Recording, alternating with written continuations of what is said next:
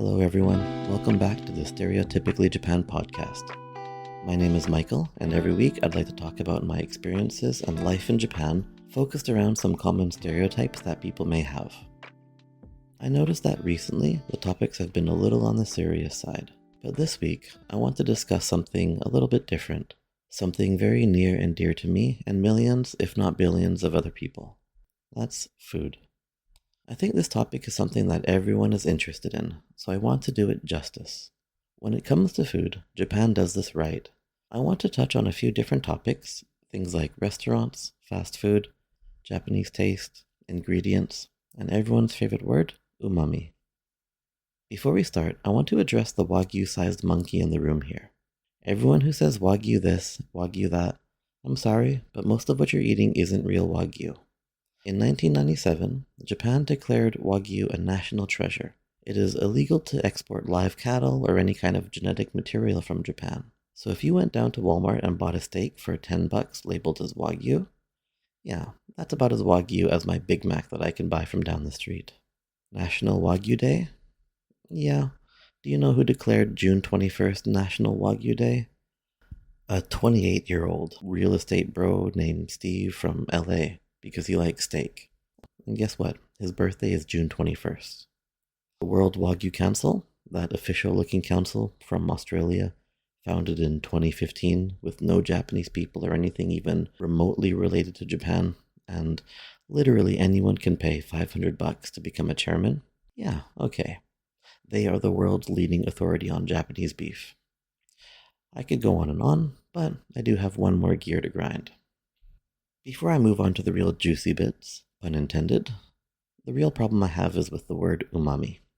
If you are listening to this and you don't know what the phrase Hallmark holiday means, let me explain.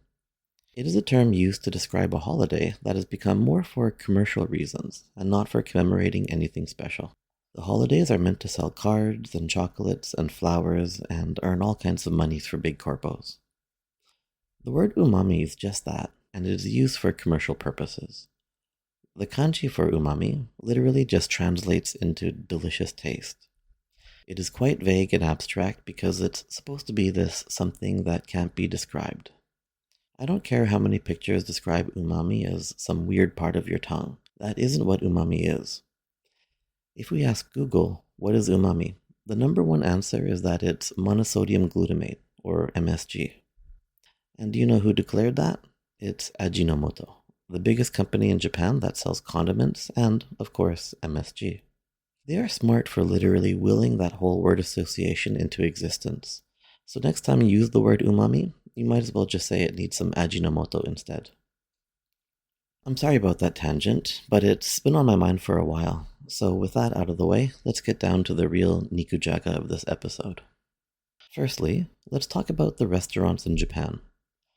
I'm not going to be making any specific recommendations about where to go, unless you want some. Then I'll post them to Instagram, so let me know there if you want to know some good places in or around Tokyo. For those of you who have been to Japan and have been to restaurants while you were here, I want to know what you think, so leave a comment on my socials or send an email. I would imagine that a lot of you would say similar things. But for now, what I would say is that the service is alright, the restaurants are pretty clean, they aren't so quick, and the staff is okay. That is all quite average, but one thing that elevates those up to a higher level is that the food is usually pretty amazing. I've been to hundreds of restaurants, but the overwhelming majority of them have really good food. Not the best food ever, those are a few places, but it's all actually pretty good. I have been to some bad ones, but usually what makes the restaurant bad isn't the food. In most cases, it's the service. Even now, I'm trying to think of a time where I went to a restaurant with genuinely bad food. I can't think of one. Honestly, maybe it was a family restaurant I went to. Even saying that, it's hard to call it bad. For me, what makes the food good is a lot of things, not only the taste. Of course it has to taste good, but what I really love about Japanese restaurants and food is how social they are, if that makes sense. When I first came to Japan, my brother took me to an okonomiyaki restaurant. That was the first time I even heard the word. If you don't know what it is, think of it as a savory pancake with cabbage and some pork inside, cooked on a hot plate with some sauce, mayonnaise, bonito, and seaweed flakes. You have these little spatula-type utensils and you just cook it right there, cut it up, and eat it off the hot plate. It's an activity. It's something the whole meal is centered around, and it brings people together. Everyone is looking at the food, engaging with each other, talking, laughing, drinking, flipping the food, and the anticipation just builds. When can we eat it? When is it ready? What does it taste like? How do I eat it? What do I do? If it isn't your first time, you still have the sense of anticipation. You order a nice cold drink, take a sip, and wait for it to be ready to eat. That just brings some kind of emotions and gets us excited. A lot of restaurants trigger the same feelings, like yakiniku, yakitori, shabu shabu, teppanyaki, munjayaki, kaiten sushi or conveyor belt sushi, even omakase sushi. The anticipation of what you're going to eat is exciting.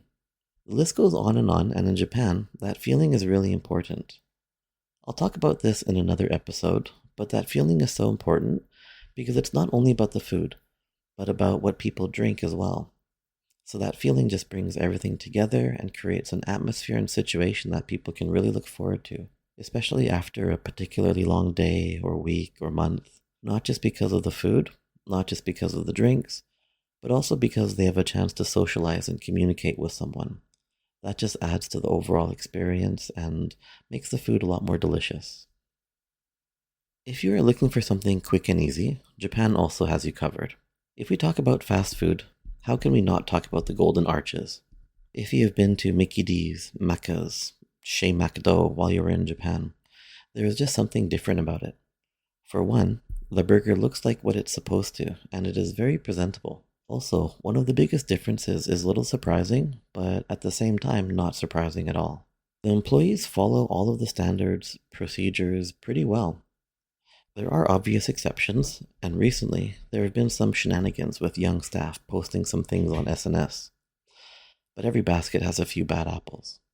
They follow them almost to a T, which creates a level of consistency that one would expect from a large franchise. And also, those procedures were created for a very specific reason, not only for efficiency, but also for taste.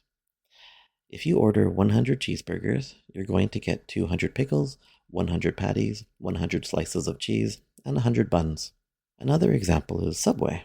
If you get a sub with olives, pickles, and jalapenos, you will get exactly 3 of each every single time.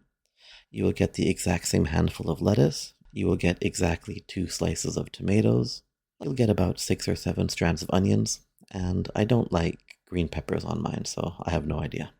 I know this because I mentioned this in another episode, but before work, I eat my sandwich and have a coffee. That sandwich is from Subway, and the consistency of it is pretty mind-blowing.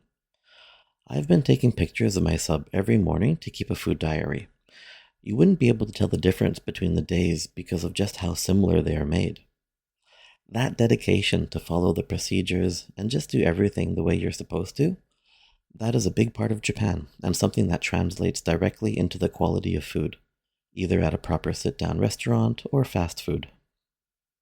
Another thing I hear about Japanese food, and interestingly, from all kinds of people, Japanese and non-Japanese alike, is that a lot of the food in Japan has a very Japanese taste.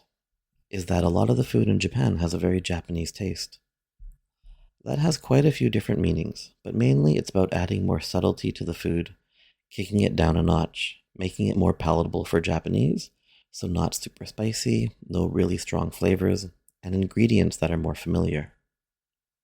While it is good to make food from all over the world a lot easier to experience from the safety of Japan, because if you remember, about 52 million people don't even have a passport. It also makes it really difficult to get authentic food from anywhere. The places that do have authentic cuisine, there's still just something that I can't quite put my finger on. I don't know if it's because of the ingredients, or the seasoning, or the recipe, or just little bits of everything all rolled into one bigger difference, but something just isn't the same. When I lived in Abu Dhabi, I had some amazing shawarma from the souks. In Tokyo, I haven't had anything even close. Why is there so much cabbage? Why is there so little meat? Why aren't there any sloppy French fries in them? Where is my real garlicky sauce? If anyone wants to start a real shawarma business in Tokyo, like a food truck or something, there you go. Take that to the bank, make it legit, and you'll be printing money. The last topic I want to bring up is about the ingredients. One thing I love about Japan is how every prefecture, every area, has some kind of food unique to it, something that it is famous for, something amazing.